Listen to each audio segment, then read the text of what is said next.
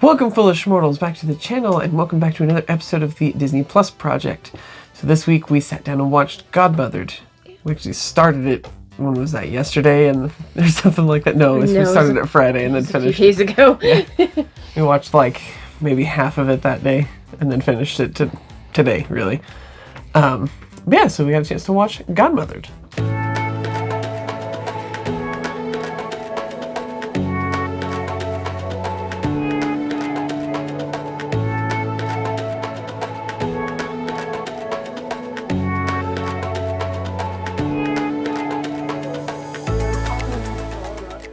Before we get into that, make sure that if you are not subscribed to the channel, you hit that subscribe button down below.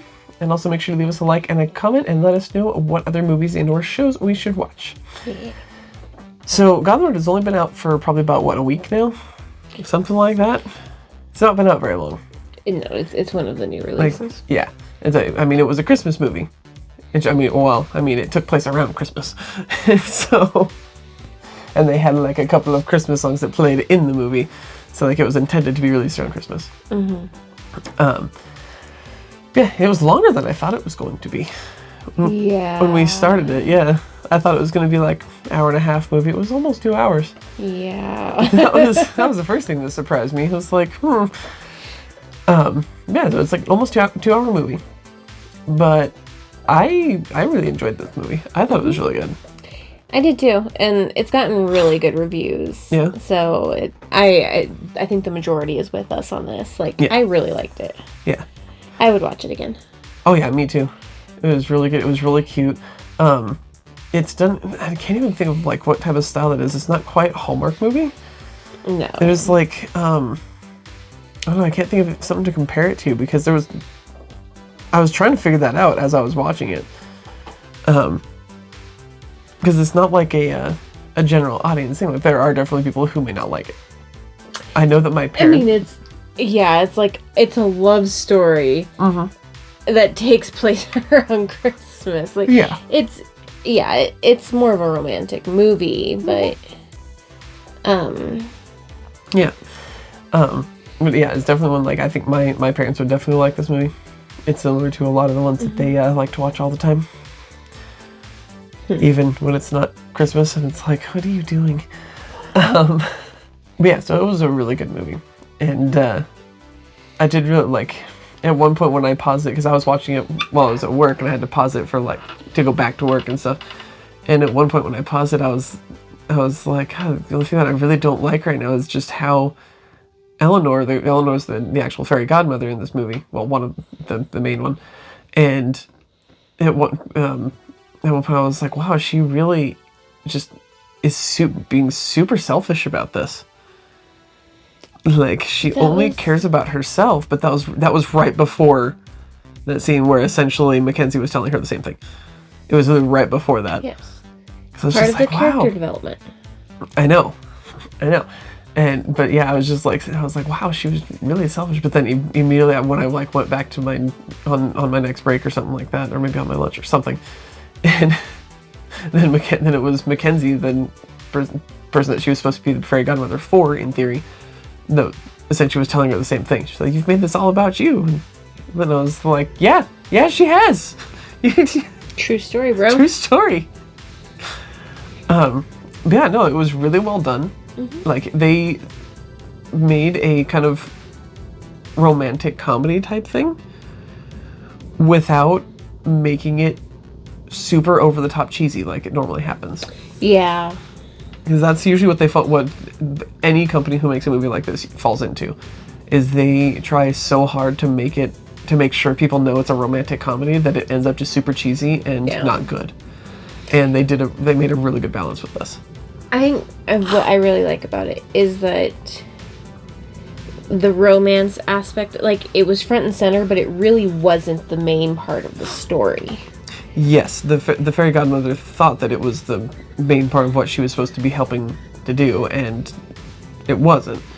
And that was a really good way to do it. It's something it's more unique. It's not usually done that way. Yeah. Especially with Disney. Like, Disney's usually all about the true love thing, and they've been branching out. They are branching out. Yeah, it's very nice. Frozen wasn't about true love. And Moana. But look at how long it took them to get there. That's what I'm saying. They kind of got away, especially with romantic comedy based around Christmas. Like, it's usually very, very heavy on the romance side of it. And so it's really nice to have one that kind of gets away from that and make it less about true love and more towards like what Pixar always does with family. Yeah. Because that's what I was kind of getting at. Yeah, because that's kind of what ends up happening, is it ends up being more about family, and it just takes Eleanor a long time to realize that. But I thought the ending was really funny when the main fairy godmother, like headmistress type lady, showing up, and then like backing on stage, and everybody just thought it was part. I'm pretty sure everybody just thought it was part of like an act or something. Why not? And so, like, even though Eleanor totally just like poofed herself away and then poofed back and was like, "See, I am a fairy godmother," and everybody was just like, "Oh, cool, special effects," and then until the very end of it, when they both were just like, "All right, time to go," and they both poof and just disappear, and everybody was like, What just happened? What did we miss? No, it was pretty funny, and also the fact that Eleanor was stuck on true love, like exactly what true love meant, and that meant giant gowns and balls and castles and princes and. But like, I mean, that's the only exposure she had. To be fair, that's that was the experience she had, because like it was all the books that she was reading in the motherland, which I really like that it's called the motherland. It just makes me laugh.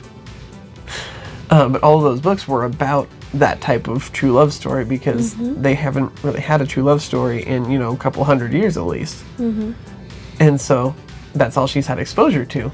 And so that's really what everything in the movie was based on. Her opinions in the movie were based on. Yeah. And so I can't... That dress that she poofed Mackenzie into and at the party was... that was something else. That looked like... Almost like not even medieval. It was more like kind of revolutionary 1800s era, like big ball gown with like the crazy wig looking hair. That's like French Revolution. Yeah. That's what I was trying to think of. But yeah, that was pretty funny. But I usually don't like movies that are kind of like this, that end up being like over the top romantic comedy, over the top cheesy and stuff. I usually don't like. Well, but that one wasn't over the top. It wasn't over either, the top. so So I really, really enjoyed this. And I would really highly recommend this for everyone. Really. Wait. In the beginning of this, you said there's people who wouldn't like this. Yeah, it doesn't mean I don't recommend it for them. There's a difference. I think it's good for definitely anybody who likes romantic movies. Anybody who likes family movies. Girls. Definitely. I don't think this is really geared towards boys. There's some boys who would enjoy it. Don't get me wrong. Yeah, I would have when I was younger. That's also mostly because I wouldn't have been given a choice, and so. Well, that's different. Not being given a choice and enjoying it is different.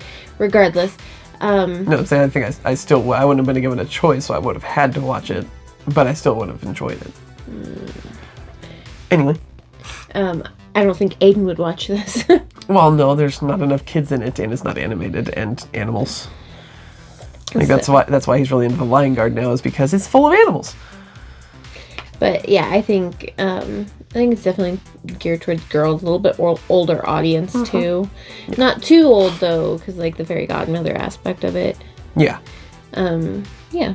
But yeah, so yeah, we would definitely recommend this for a lot of people. Next week we are doing Inside Pixar. That's what we're doing next, which we are really hoping is better than Disney Insider, because that one was a little disappointing. Really disappointing. And we really like Pixar, and so we're really hoping, like, we really liked doing the what was that, the Science of Pixar? Is that what it was called? Yeah, the Science of Pixar display at the museum in Denver. And we really enjoyed that, so we're hoping this is like kind of something in a similar vein to that, where it's just talking about some of the internal stuff of like how the movies are made and stuff. Yes. So hopefully this one ends up really good too. So guess we'll find out. Anyways, that is all for us for this week. So thank you all for joining us this week, and we hope that we will see you all again next week. But until then, don't forget to thank the Phoenicians.